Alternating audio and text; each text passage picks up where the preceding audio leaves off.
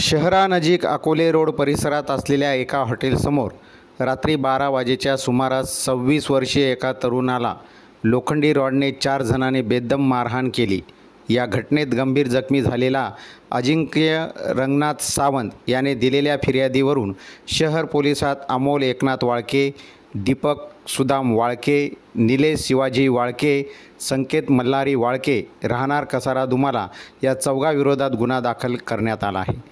याबाबत अधिक माहिती अशी की गुरुवार दिनांक 22 मे रोजी पीडित अजिंक्य रंगनाथ सावंत याचे काका दीपक कैलास सावंत कसारा दुमाला हे दोघेही भाऊ विकास सावंत यांच्यासोबत वाढदिवस साजरा करण्यासाठी अकोले रोड शिवारात असलेल्या एका हॉटेलमध्ये जेवणासाठी गेले होते।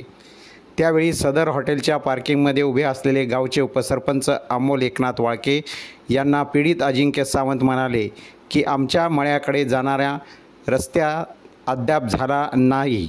या रस्त्याने जाणाऱ्या मुलांना तसे इतर लोकांना त्रास होत आहे। रस्त्याचे काम पूर्ण करा असे सांगितले।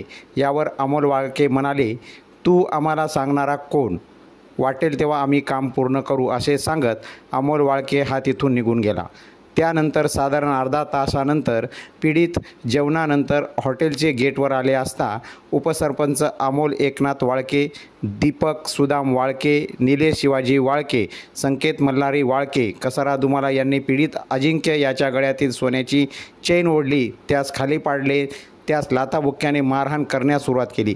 यानंतर पीडित अजिंक्यच्या सोबत असलेला त्याचा भाऊ विकास सावंत सोडवा मारू नका असे सांगत असता त्याला देखील पकडून ठेवले। नंतर अमोल एकनाथ वाळके यांनी अजिंक्य याची कॉलर पकडत 4 चाकी गाडीतून लोखंडी रॉड काढून अजिंक्य याच्या डाव्या कानावर मारून गंभीर दुखापत केली। या घटनेनंतर शहर पोलिसात 4 जणांवर भारतीय न्याय संहिता कलम 119(1), 118(1), 115(2), 3, 5 प्रमाणे गुन्हा दाखल करण्यात आला। पुढील तपास शहर पोलीस करीत आहे। राजगृह न्यूज, संगमनेर।